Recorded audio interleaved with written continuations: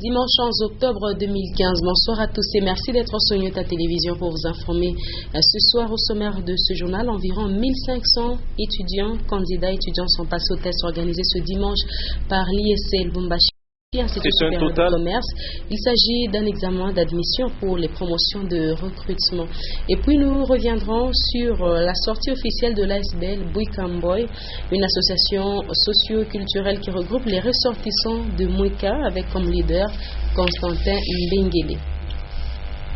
Et on commence par l'ISC Lubumbashi qui a organisé ce dimanche 11 octobre 2015 le concours d'admission pour les nouveaux candidats dans les différentes filières pour les promotions de recrutement. Et ils étaient près de 1500 candidats qui ont affronté un questionnaire axé sur la culture générale, le français et les maths. C'est Madame l'académique, le professeur Gertrude Kaiba Bukasa qui a supervisé ces épreuves dont les résultats seront rendus publics au courant de la semaine prochaine. Reportage de Léon Gloire Mongamutwale et Mesha Kaembe. C'est un total de 1490 candidats qui ont pris leur inscription pour le test d'orientation qui a eu lieu ce dimanche 11 octobre 2015 à l'ISC Lubumbashi.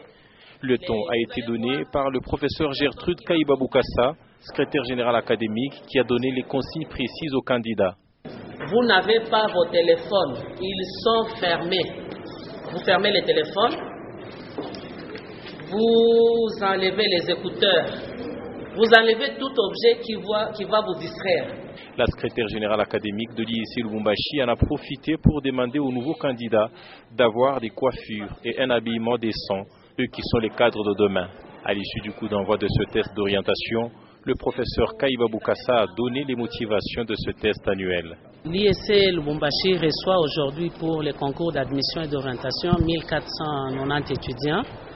Ce concours est prévu par le ministère dans toutes les institutions d'enseignement supérieur et a comme objectif l'admission et l'orientation, comme l'indique le mot, c'est-à-dire au regard de leurs résultats, les étudiants seront admis s'ils ont fait de beaux points et les autres qui ne sont pas excellents seront orientés dans une filière où ils peuvent se retrouver.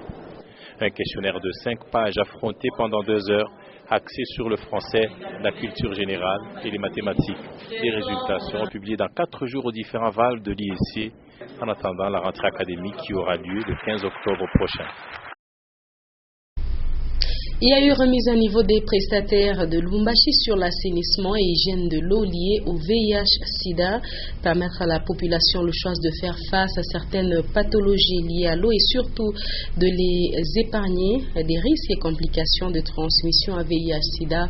Voilà l'objectif poursuivi lors de cette formation, comme nous disent Foriman Mabala, Léon Magloire Monga et Picha Kola dans cet élément.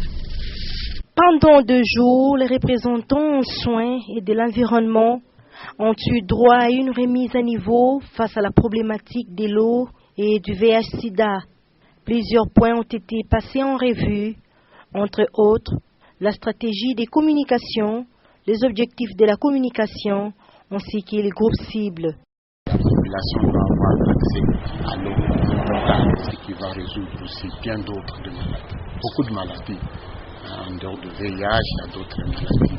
Que tout le monde, que toutes les couches de la population aient l'information sur la relation qu'il y a entre l'utilisation de l'eau potable et la thématique du VIH. Notons par ailleurs que l'accès à l'eau potable est l'un des besoins fondamentaux pour tout être humain et surtout l'eau saine apparaît aussi comme un moyen efficace pour le lavage des habits et autres linges d'usage afin de réduire les risques de transmission. Sensibilisation sur l'assainissement de l'eau liée au VIH-Sida. Mais au-delà de leur organisation, je pense que la division provinciale de la régie des eaux, la CEPO, le projet d'alimentation en eau potable en milieu urbain devraient les soutenir et les accompagner. En outre, cette formation sera suivie par une série de sensibilisations lancées devant le responsable de la régie des eaux Katanga.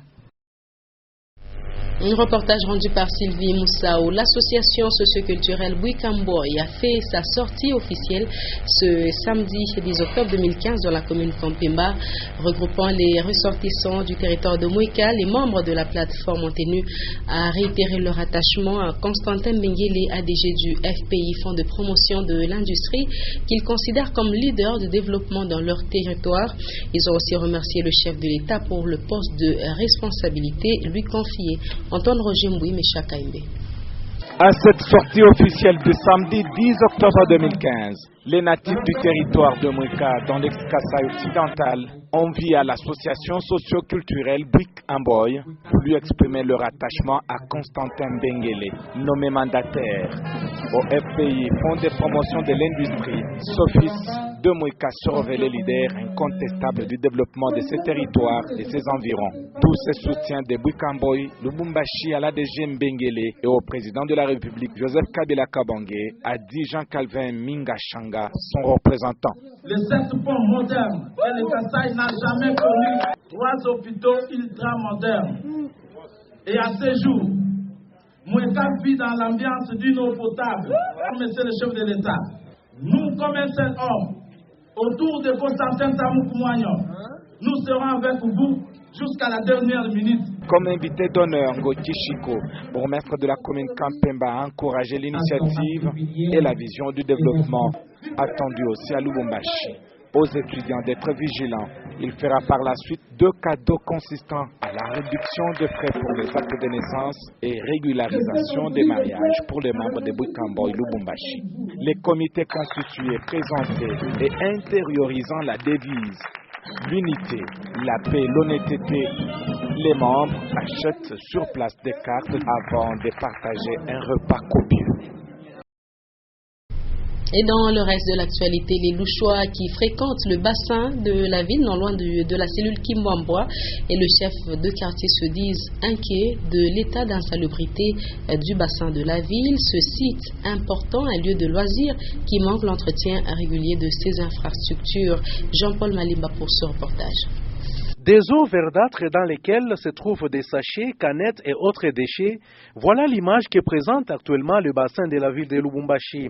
Ce cadre qui a servi temporairement de lieu d'accueil aux réfugiés burundais avant leur départ est devenu de plus en plus insalubre. Pour le chef de quartier Lumumba de Kimbwambwa, l'entretien du bassin de la ville est de la compétence de la mairie de Lubumbashi. Mais cet état d'insalubrité est un risque réel d'épidémie. Sur le plan de la santé ou de la propriété ou de l'assainissement du milieu, vous devez savoir que le non-respect des règles d'hygiène a toujours des conséquences. Parce que la maladie ne choisit pas. Et si nous avons le malheur d'avoir souvent le choléra, il ne faut pas qu'il nous apporte ce fléau, que la propriété soit délicate. Pour l'instant, cet endroit qui aurait pu être un site touristique attend d'être mis en valeur. La mairie de Lubumbashi, elle, a interdit depuis plusieurs mois maintenant la pollution sonore au centre-ville, mais sur le terrain, rien n'a changé. Presque dans chaque coin, c'est soit de la musique, soit encore les crieurs qui attirent la clientèle vers les magasins. Le constat de Lumière Moussao. En plus du concert des klaxons provoqués par des embouteillages consécutifs à la circulation automobile, le centre-ville, notamment le centre commercial, est devenu le théâtre d'une guerre de décibels entre les différents commerces. Tous les moyens sont bons pour attirer la clientèle. Mégaphone, lance-voix, enceinte acoustique et autres.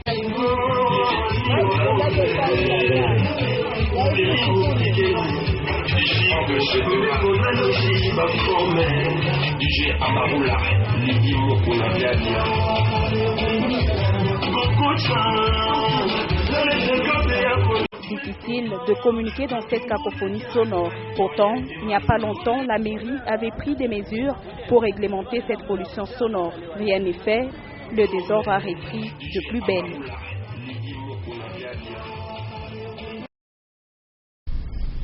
Un peu plus loin, situé à plus ou moins 450 km de la ville de Lubumbashi, on nous signale que le territoire de Mitoba compte maintenant plusieurs vieux arbres et ceci présente un danger permanent pour la population de ce coin car ils peuvent tomber à n'importe quel moment. Michel Olela Janine Bouchou nous en dit plus.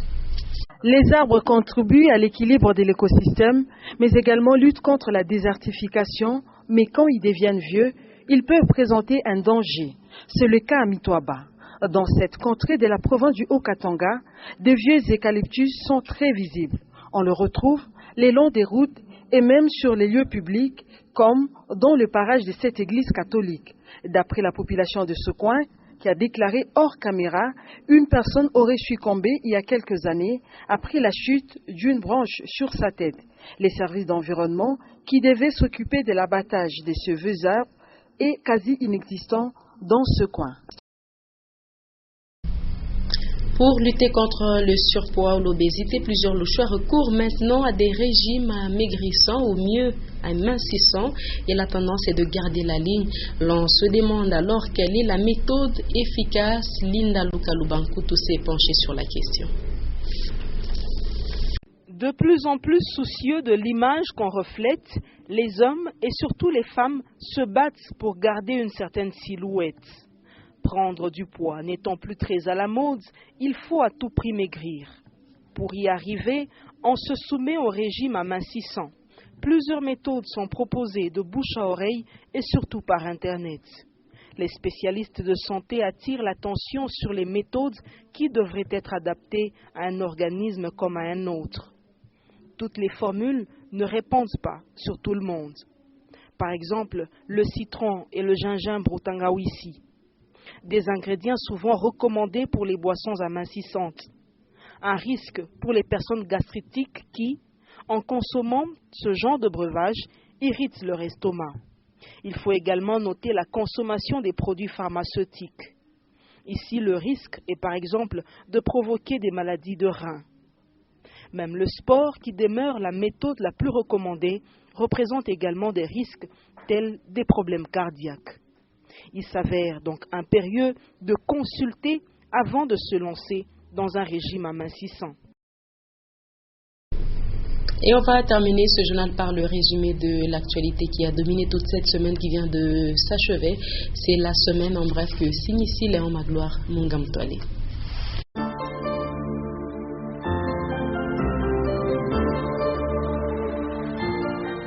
Madame, Messieurs, bienvenue à cette semaine en bref, les temps forts de l'actualité allant du lundi 5 au samedi 10 octobre 2015.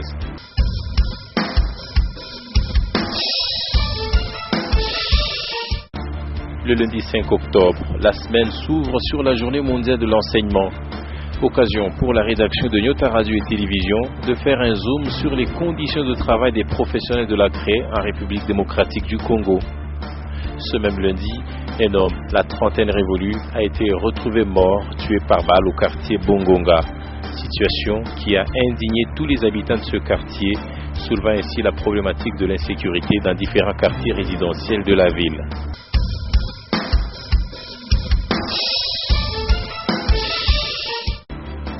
Mardi 6 octobre était célébrée la journée mondiale de l'habitat. Et le constat fait par certains architectes de Lubumbashi est que la capitale cuprifère est construite en désordre. Très peu sont ceux qui respectent les normes de l'habitat. Tandis que sur l'avenue du 30 juin, un incendie s'est déclaré dans l'après-midi au sein d'une station de lavage de véhicules. Un court-circuit serait la cause principale du sinistre. Des dégâts matériels assez importants ont été déplorés avant la maîtrise des flammes par un camion anti-incendie.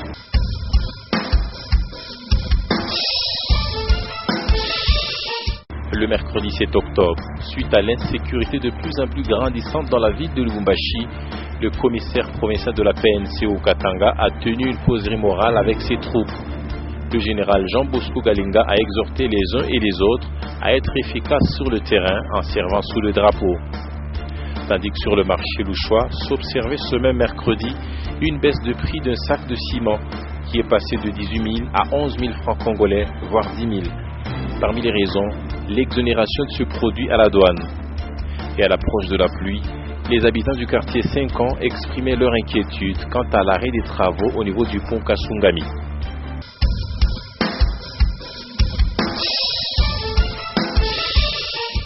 Le jeudi 8 octobre, l'on a enregistré une pénurie d'eau à Mitoaba. Pour une cité d'environ 30 000 âmes, une seule source d'eau potable aménagée par un organisme international. Et tandis que dans la ville de Lubumbashi, c'est un manque criant des parkings qui se faisait sentir au centre commercial de Lubumbashi. Des difficultés éprouvées et exprimées par les automobilistes eux-mêmes. Le même jeudi, un constat quelque peu heureux est fait sur le marché alimentaire louchois, la baisse sensible du prix des œufs. Actuellement dans la ville cuprifère, avec 1000 francs congolais, l'on peut se procurer jusqu'à 12 œufs. Et selon un nutritionniste, la consommation excessive des œufs n'est pas toujours sans conséquence sur l'organisme.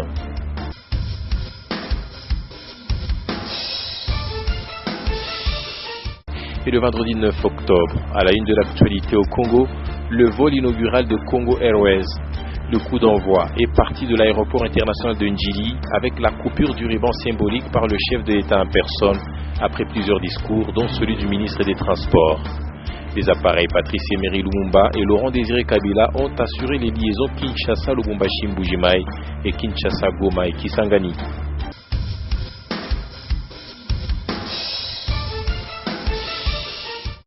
Le samedi 10 octobre était célébrée la Journée internationale de la santé mentale. Et le constat fait à Lubumbashi est que la prise en charge des malades mentaux est tout à fait difficile et coûteuse.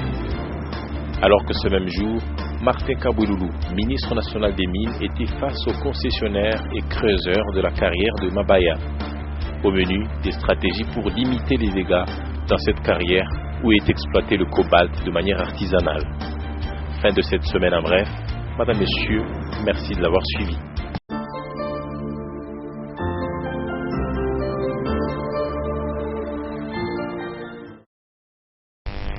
C'est aussi la fin de ce journal. Madame, Monsieur, merci de nous avoir suivis. Le prochain rendez-vous avec l'actualité, c'est à 21h les news.